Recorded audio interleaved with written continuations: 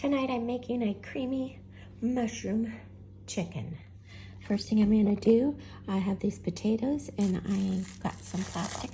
I have a third of a cup of water in there and I'm gonna microwave them for about 5 minutes. All right, I have my chicken breast and I'm gonna pound it to about a 1/2 inch to 1/4 inch thick.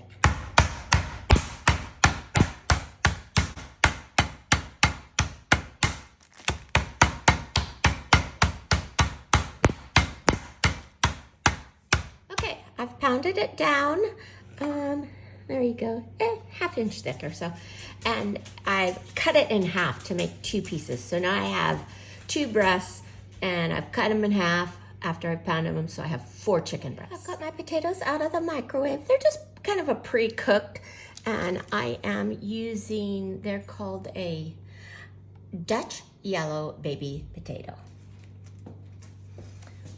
The next thing I'm gonna do is I have my flour right here. That's about 2 teaspoons.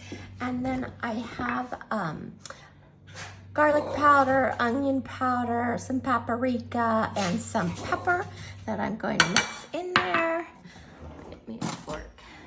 We're just gonna blend that. And we're gonna dredge our chicken in this before we fry it. Okay. Got that all mixed up. We're just gonna coat our chicken with that mixture. Both sides pretty well. Okay, and get the next one.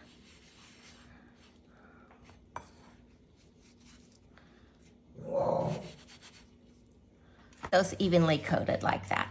There we go. Okay. In our pan we have 2 tablespoons of olive oil and 2 tablespoons of butter. We're just letting that melt and get hot before we add our chicken.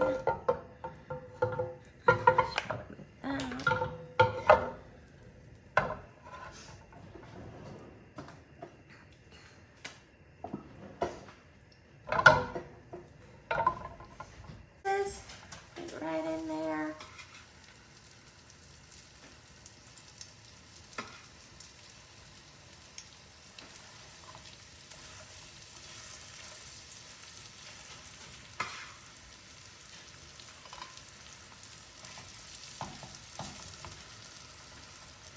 We're gonna cook those for about 4 to 5 minutes per side.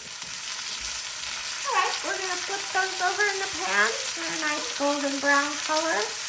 And we can give them another 3 to 4 minutes right there.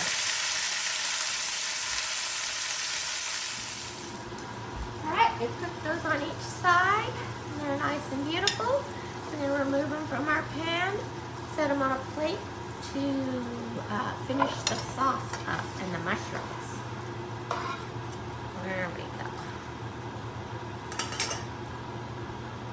Okay, I just added 2 more tablespoons of butter and a little bit of olive oil. Now I'm adding my mushrooms in there. Those are portobello, baby bellas.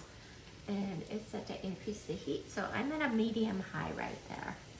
And we're just gonna kind of saute those in there.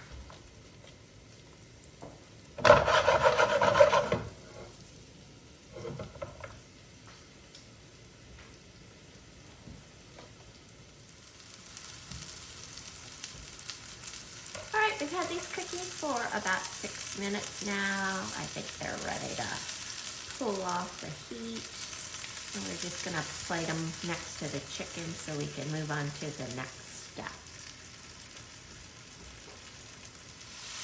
Out of my onions and garlic. The recipe actually called for shallots, but I didn't have any. So I'm just using onions and garlic. I'm just gonna do those for a minute, and then I'm gonna add my potatoes into that. So I got my potatoes and my onions in here. I didn't feel like they got cooked enough, the potatoes in the microwave, so I just cut them in half because I kind of want them to be able to fit in your mouth, bite size more than anything. So I'm gonna cook them in here for a little while with the lid on it, just to get the potatoes a little more cooked. A little different than the recipe called for, but it's okay. We'll improvise. Okay, I think our potatoes are cooked enough now. I'm gonna add 1 cup of heavy cream. I do need to reduce more to a simmer at this point. So there's my 1 cup of heavy cream. And then in my chicken broth, I have some cornstarch, my Dijon mustard, some red pepper flakes, and we're just gonna add that 1.5 cups of chicken broth mixture into that. And then we have some seasonings to add into this, which are dried basil, parsley, oregano, thyme. So we're just gonna kind of sprinkle that all in, and we're gonna just mix it up and just kind of let it come to a low simmer there. The other thing we need to add is a tablespoon of balsamic vinegar to this. So I gotta get that ready.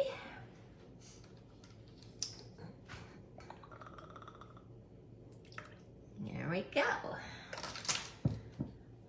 All right, I'll just keep stirring that now. That smells good. So I think I would do my potatoes different next time. I think I'd probably pre-cook them in the Instapot for like 1 minute, and I didn't feel like the microwave actually cooked them even enough. So our sauce is thickening. Got it at a low simmer here, and we're gonna start adding the mushrooms and the chicken back in. We'll add the mushrooms first.